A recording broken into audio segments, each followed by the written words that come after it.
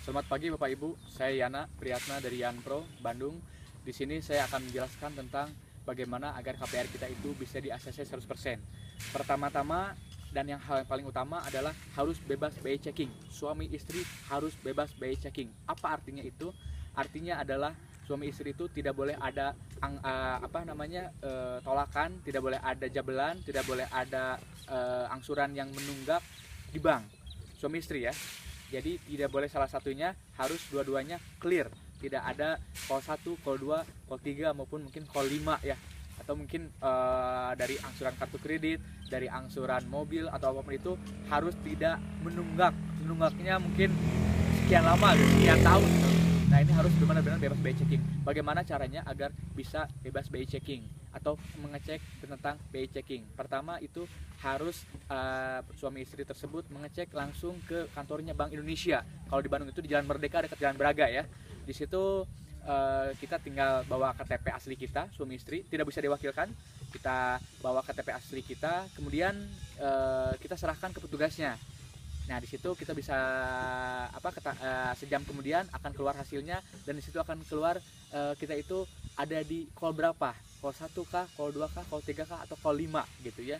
Saya sarankan Bapak Ibu datangnya pukul setengah 9 pagi agar jadinya sejam setelahnya, mungkin setengah 10. Kalau Bapak Ibu datang siang, itu kemungkinan besar jadinya itu besoknya, seperti itu ya. Kemudian yang paling utama, yang kedua adalah penghasilan suami istri wajib 3 kali angsuran. Jadi tidak bisa angsurannya cuma 5 juta, tapi gaji suami istrinya cuma 6 juta, itu tidak bisa, mohon maaf Bapak Ibu ya.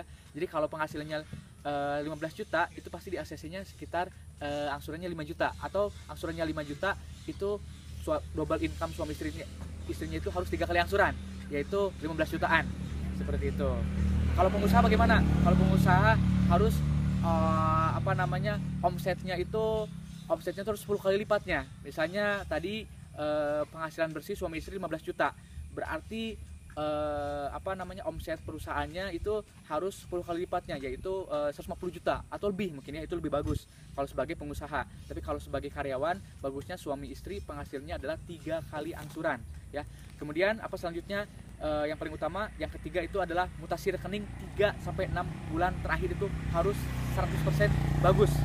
Kalau karyawan itu gajinya itu tercermin di rekening, misalnya tiap tanggal 1 setiap sampai tanggal 10 itu ada tercermin, atau tiap tanggal berapapun itu 3 bulan terakhir atau 6 bulan terakhir itu gajinya itu masuk ke rekening dan terekam di rekening suami maupun istri, kayak gitu. Kalau pengusaha bagaimana? Pengusaha seperti yang tadi saya katakan, itu wajib omsetnya itu tercermin di rekening.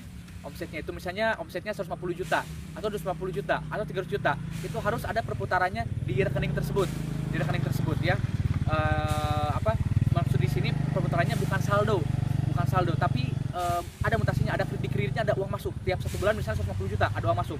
Adapun saldonya ya minimal, maupun baik itu karyawan ataupun pengusaha, itu minimal 2 kali angsuran harus mengendap di rekening tersebut, seperti itu.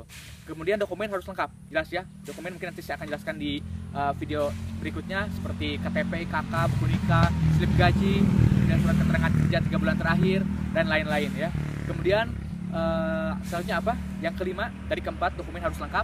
Yang kelima, survei tempat kerja atau usaha itu bagus. Jadi ketika bank mensurvei tempat usaha atau tempat kerja kita, itu memang harus bagus. Tidak boleh ketika disurvei ternyata tempat kerjanya lagi dibangun, atau ketika disurvei ternyata fiktif, kayak gitu ya, itu tidak bisa, mohon maaf sekali. Jadi ketika disurvei bank ke lokasi tempat kerja, tempat usaha, memang kita kerja di situ dan tempat usahanya memang bagus, rame. Yang paling penting itu rame, banyak parkirannya, kemudian banyak yang parkir juga, banyak karyawannya, ada usaha, ada kegiatan di tempat usaha tersebut ya, atau di tempat kerja tersebut. Kemudian yang yang keenam itu adalah ajukan ke banyak bank sekaligus. Jadi tidak bisa kita hanya mengharapkan satu bank, misalnya bank BTN saja, atau bank Maybank saja, atau Danamon saja, tidak bisa, mohon maaf. Jadi kita harus ajukan ke 3 banknya sekaligus, atau mungkin kalau sanggup itu bisa ke 10-15 bank sekaligus, kayak gitu. Jadi mana yang bisa paling cepat di ACC dan mana yang di ACC-nya paling besar, seperti itu. Kemudian yang paling utama adalah yang ketujuh, itu kita punya DP. Itu bank sangat menyukai apabila kita punya DP ya minimal 20-30%. Itu itu pasti di ACC ya. Jadi saya jelaskan, yang pertama tadi harus bebas biaya checking, yang kedua harus penghasilan suami istri 3 kali angsuran, yang ketiga mutasi rekening 3 sampai 6 bulan terakhir bagus dan terekam tercermin di rekening tersebut. Kemudian keempat, dokumennya harus lengkap, ada pas fotonya, ada slip gajinya, ada surat keterangan kerjanya, ada KTP KK-nya. Kemudian ketika disurvei tempat kerja, ya itu yang kelima, ketika disurvei tempat kerja dan usahanya bagus. Kemudian ajukan ke banyak bank sekaligus, minimal 3 bank mungkin ya, atau 2 bank, lebih bagus 5 sampai 10 bank, mangga itu ya. Siapa yang paling cepat, siapa yang paling ACC-nya paling besar, itu yang kita terima. Kayak gitu. Kemudian kita itu punya DP 20 atau 30%, walaupun di ilmu-ilmu mentor yang lain mungkin bisa punya rumah tanpa DP, tanpa angsuran mungkin ya, tapi kalau kita istilahnya punya DP 20 atau sampai 30%, insya Allah di ACC ya. Oke, itu rincian saya tentang proses KPR Bank agar bagaimana caranya bisa 100% di ACC.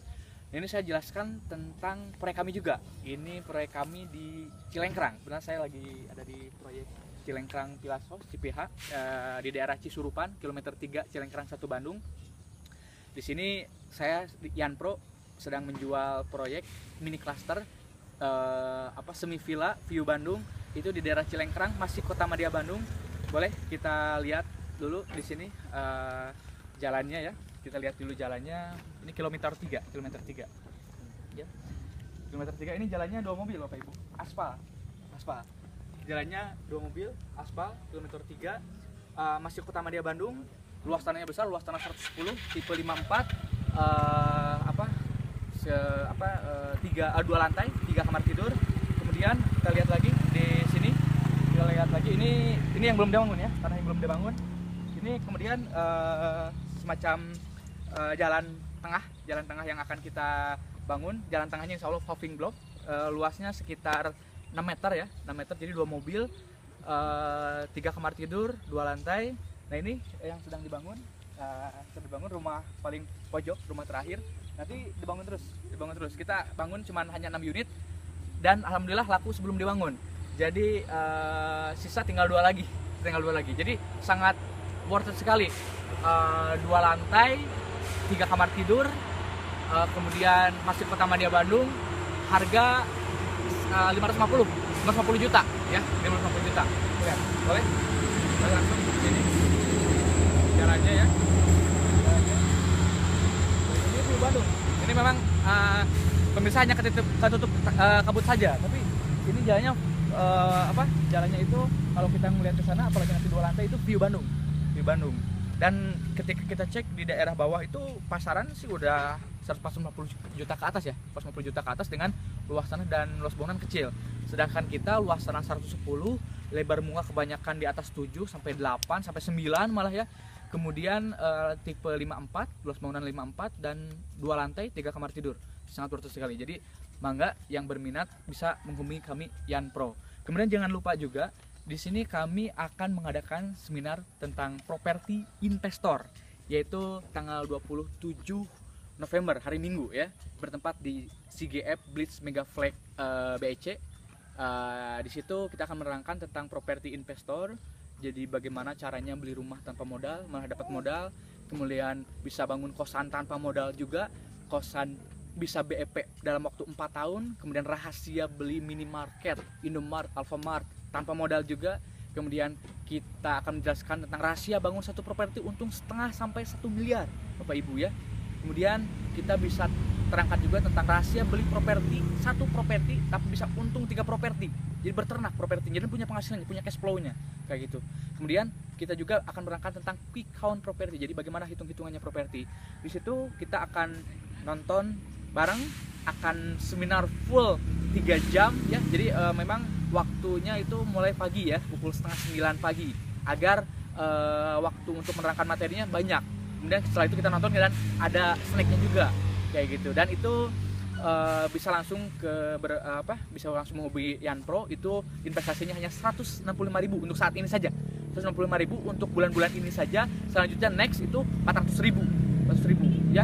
Jadi jangan lewatkan kami di seminar properti berikutnya, properti investor. Itu 150 sampai 400 orang, seat tempat duduk, jangan sampai terlewat, tempatnya sangat terbatas. Itu 27 November 2016 hari Minggu pukul 8:30 pagi di CGF Blitz Bandung Electronic Center Jalan Purnawarman di masih Kota Madya Bandung ya. Mungkin demikian dari saya. Terima kasih. Saya Yana Priyatna dari Yanpro. Sampai jumpa di lain kesempatan. Wassalamualaikum warahmatullahi wabarakatuh.